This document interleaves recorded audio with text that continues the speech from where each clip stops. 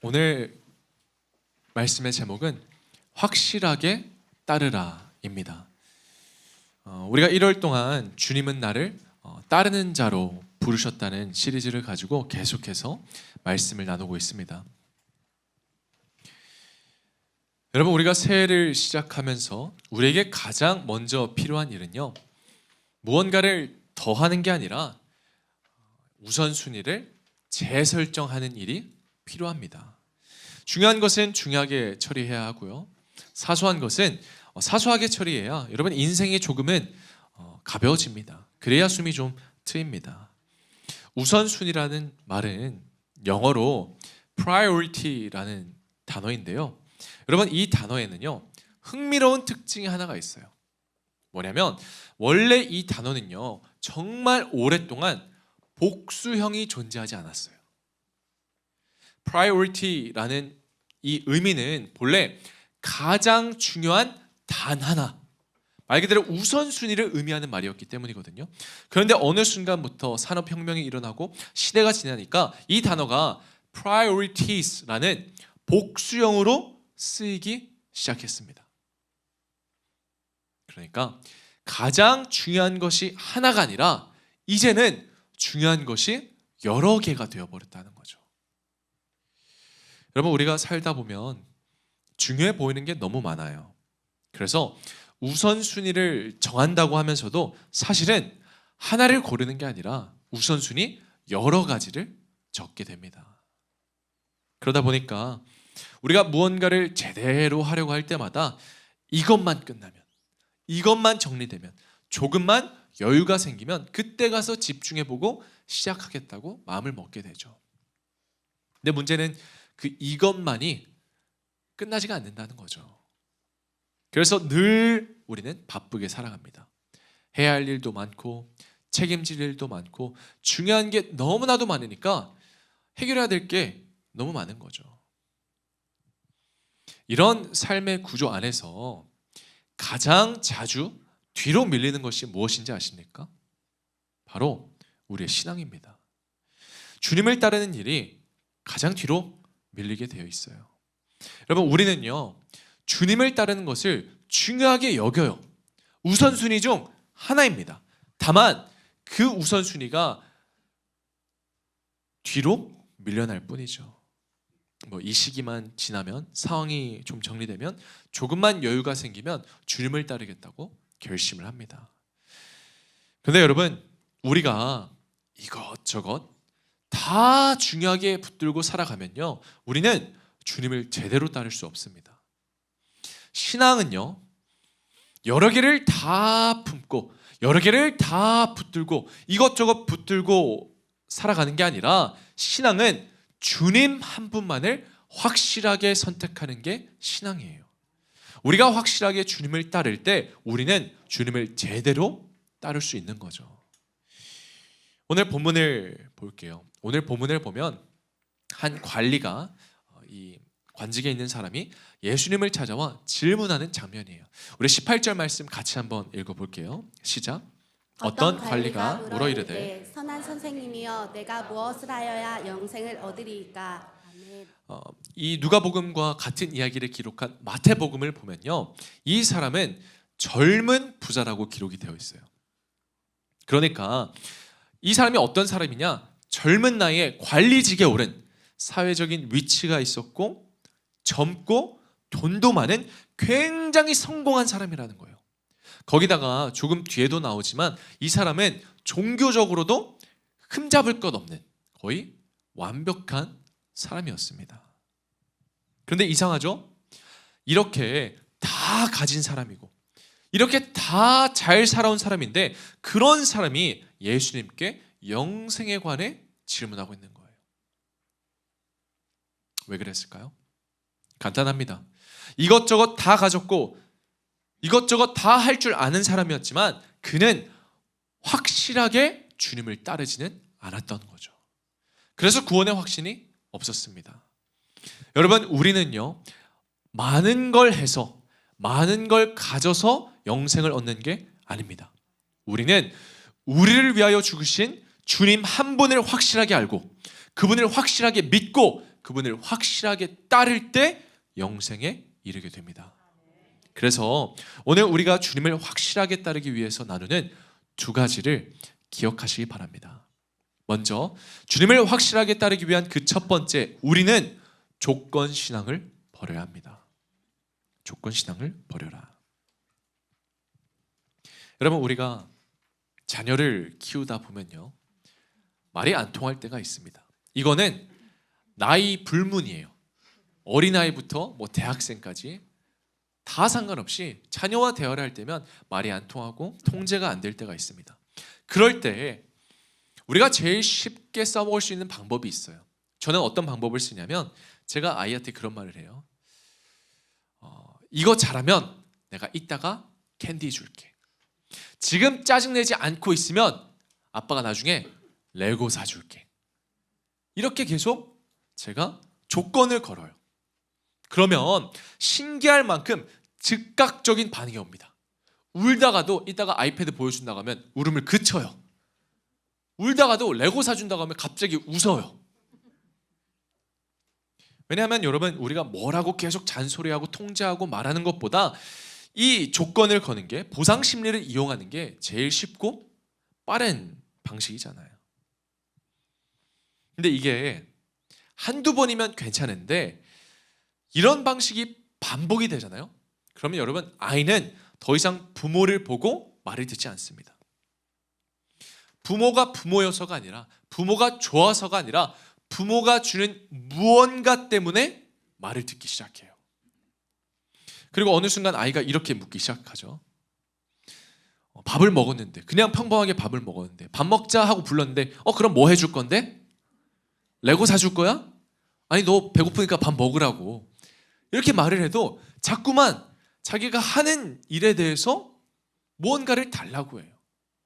점점 당당하게 요구를 하죠.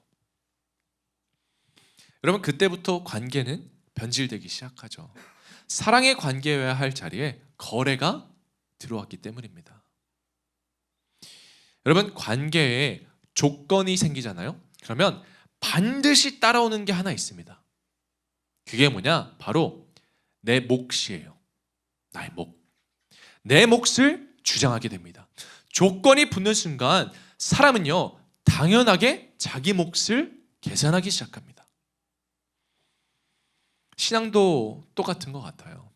우리는 가끔 보면 어느 순간부터 하나님이 나의 하나님이 되시고 하나님이 나를 사랑해서 따르기보다 내가 한 만큼 받기 위해서 신앙생활을 합니다.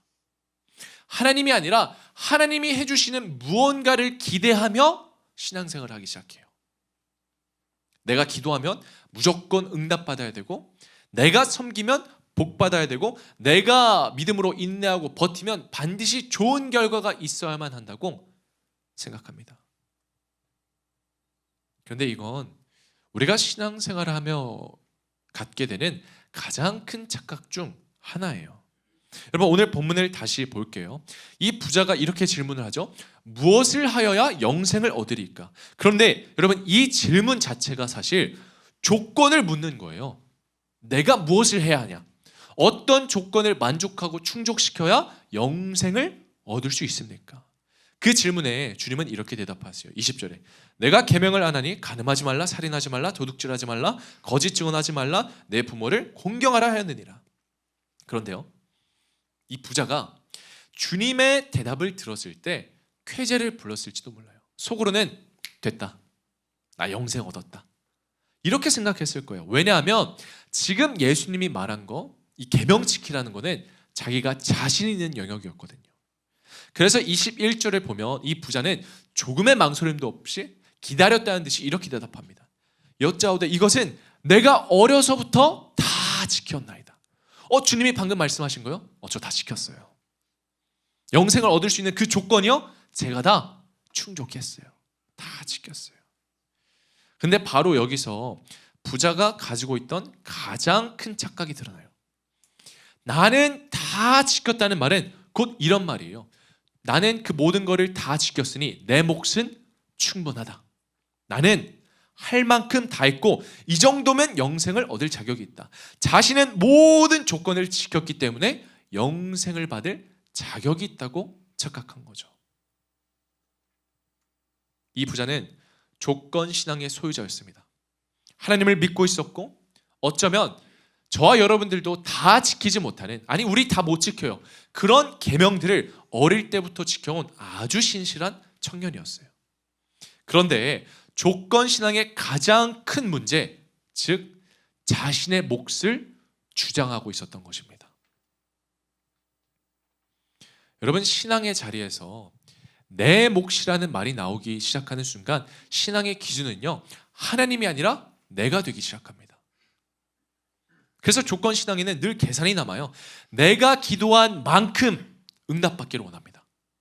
내가 하나님을 섬긴 만큼 축복받고 더 잘 되기를 원합니다. 그러다 보니까 기도가 응답되지 않으면 이해가 되지 않아요. 실망합니다. 실족합니다. 내가 한 만큼의 그 결과가 없으면 우리는 하나님께로 떠나게 되는 거예요. 왜냐? 여러분, 세상의 논리로 보면 내 노력에 대한 몫을 받는 거요, 정당한 거예요. 공정한 거예요.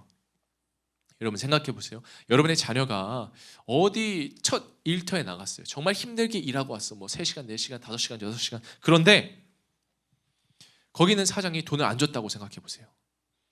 시급대로 못 받았다고 생각해 보세요. 그럼 어떻게 해요?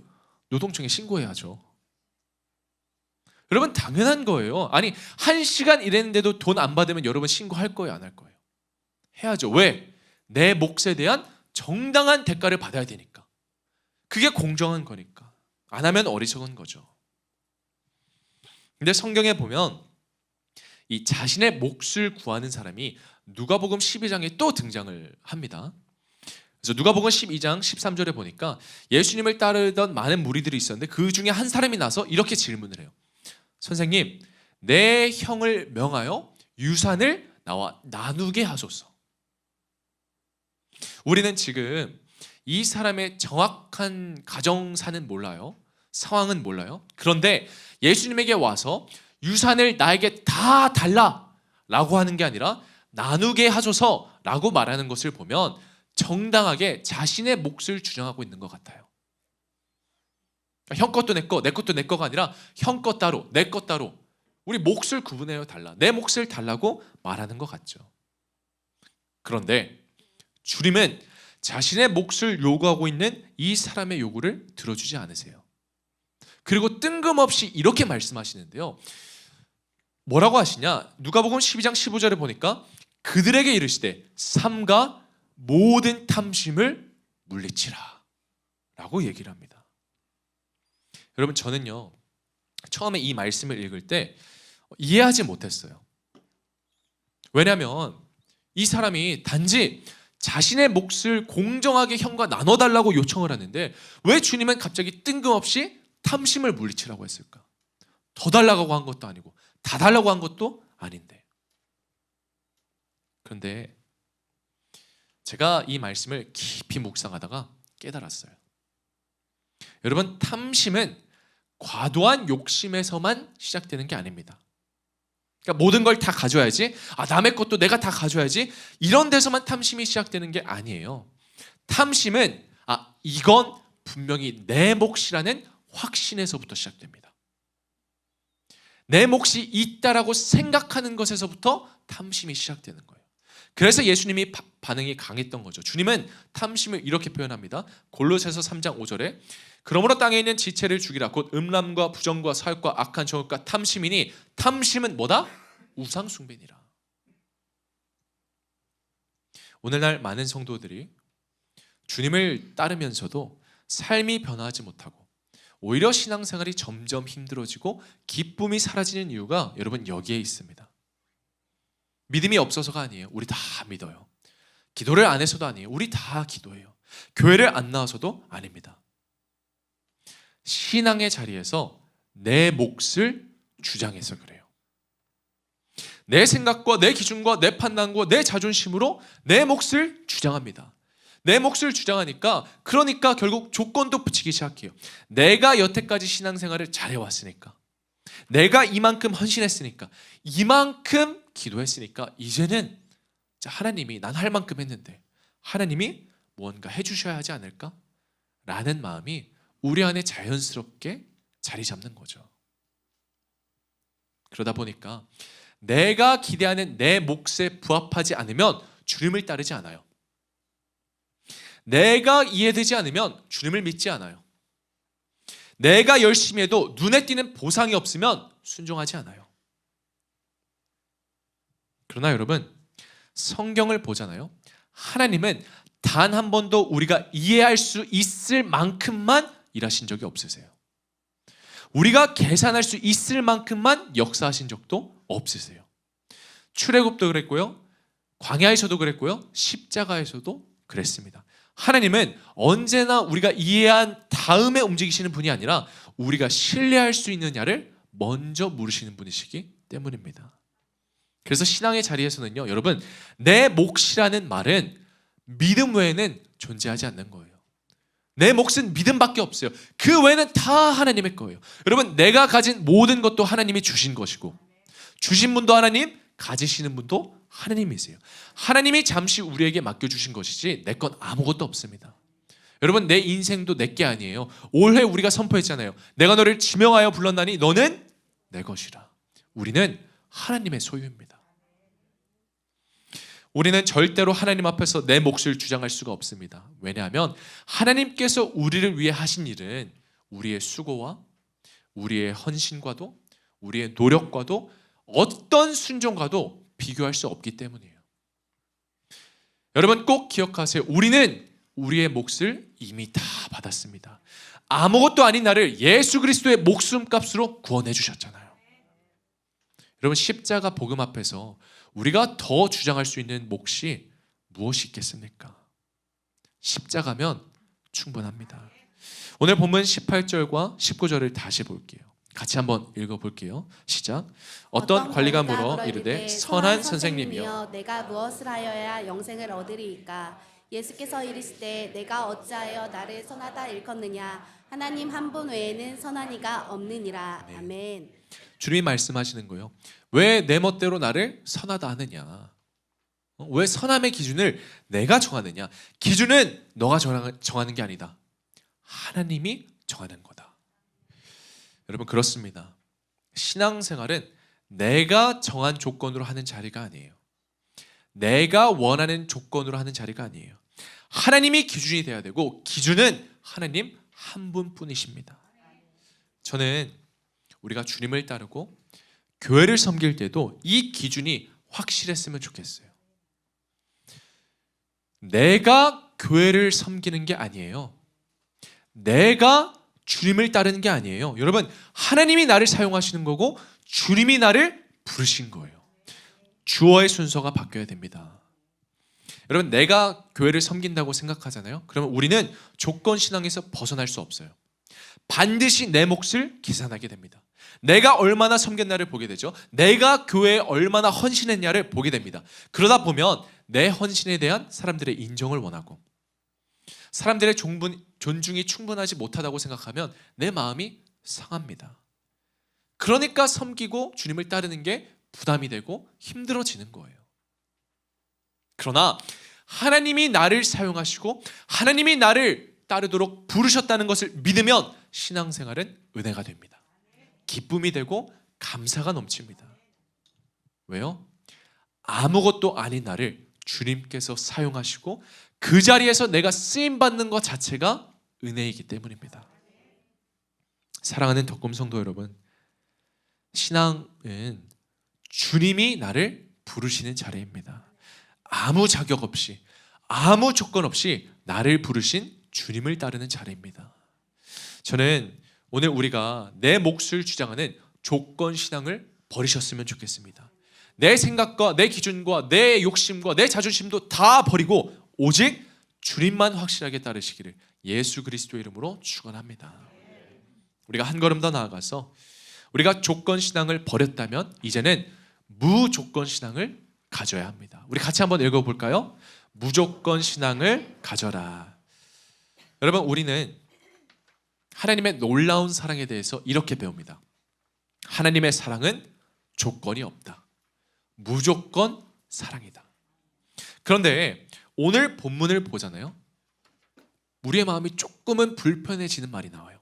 왜냐? 주님께서 마치 주님을 따르는 데 있어서 한 가지 조건을 거시는 것처럼 보여요. 22절 말씀 같이 한번 읽어볼게요. 시작. 예수께서 이 말을 들으시고 이르시되 내게 아직도 한 가지 부족한 것이 있으니 내게 있는 것을 다 팔아 가난한 자들에게 나눠주라. 그리하면 하늘에서 내게 보화가 있으리라. 그리고 와서 나를 따르라 하시니. 아멘. 여러분, 이 말씀 편하십니까? 불편하십니까?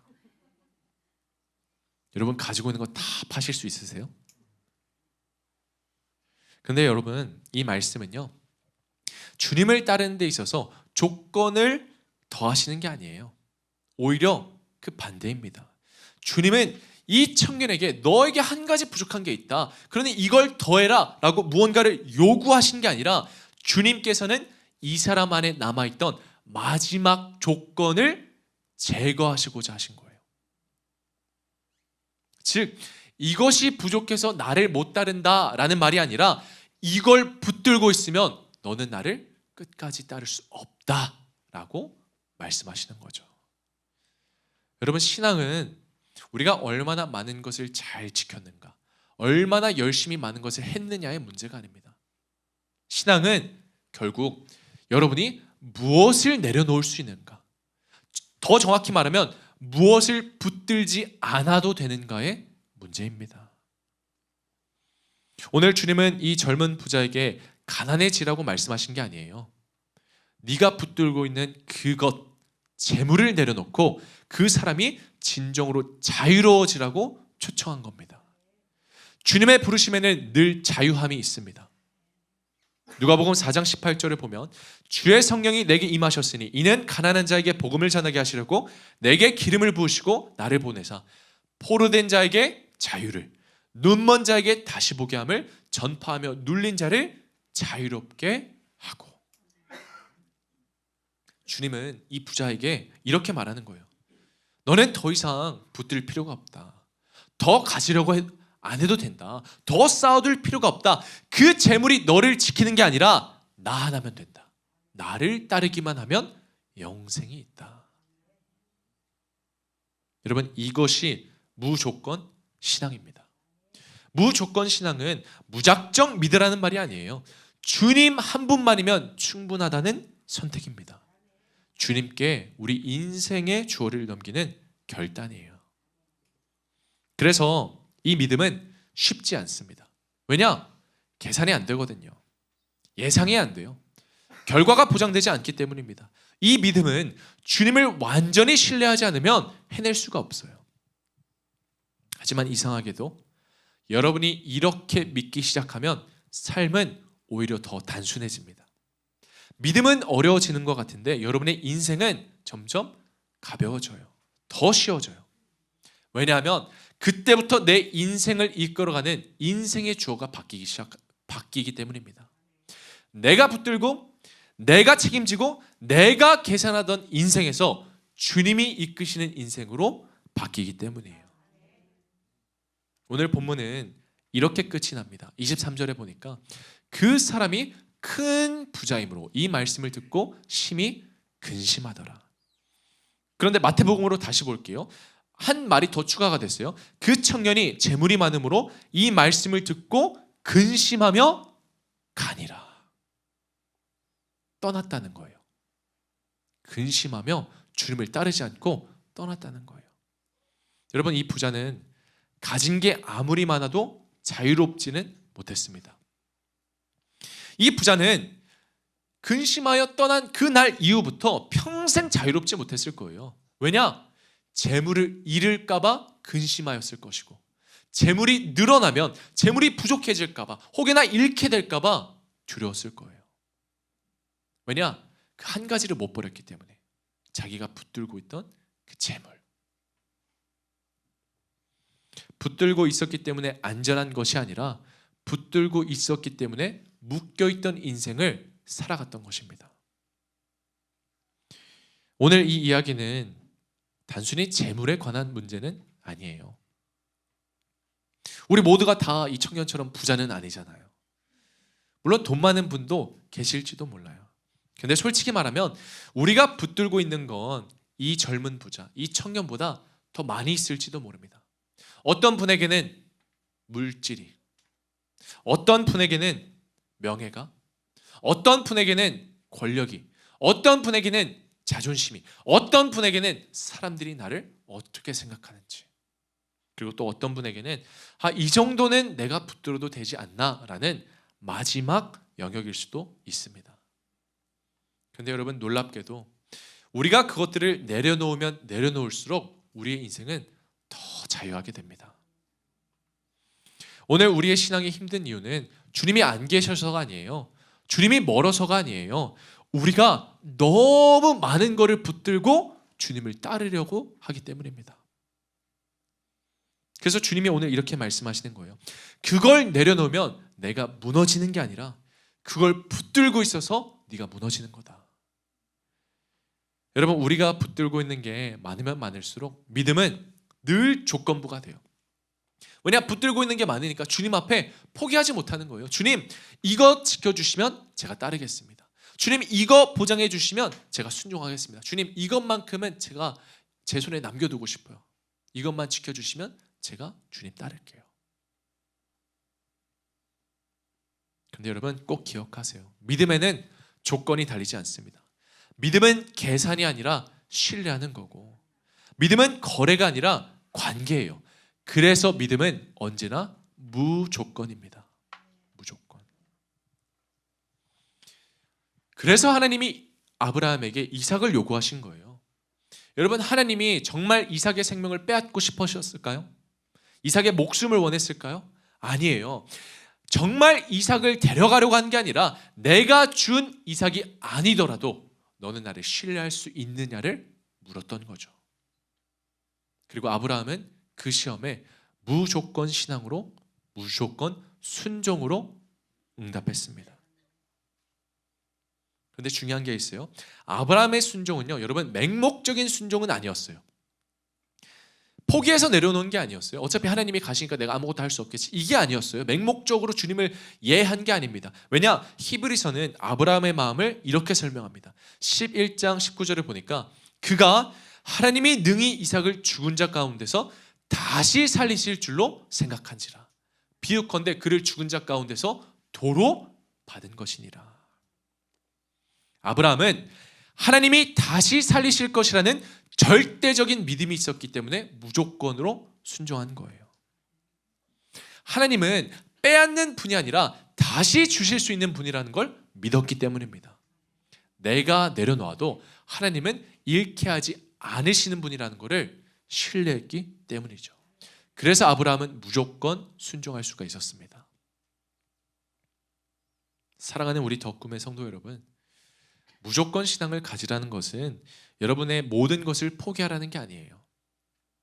가진 거 다 팔고 가난한 사람들한테 나눠주고, 가정도 버리고, 직장도 버리고, 여러분의 사업도 버리고, 다 버리고 교회만 섬겨라, 교회만 살으라, 이런 말이 아닙니다. 하나님을 사랑하면 내가 가진 거 다 버리라는 게 아니에요. 무조건 신앙으로 산다는 것은 주님이 더 좋은 것으로 채워질 것을 알기에 내가 붙든 것을 내려놓는 신앙입니다.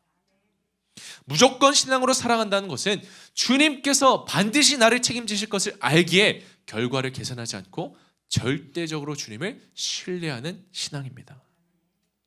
그래서 무조건 신앙으로 살아가면 우리가 잃는 것처럼 보이지만 얻는 신앙이 되고, 비워지는 것처럼 보이지만 채워지는 것이 됩니다. 그리고 여러분, 무조건 신앙은 마음속 결단으로만 끝나지 않아요. 반드시 삶의 자리에서 무조건 순종으로 드러납니다. 그리고 그 무조건 신앙이 가장 분명하게 드러난 자리가 어딘지 아십니까? 바로 예수 그리스도의 몸된 교회예요. 무조건 신앙으로, 무조건 순종으로 교회를 섬기셔야 합니다.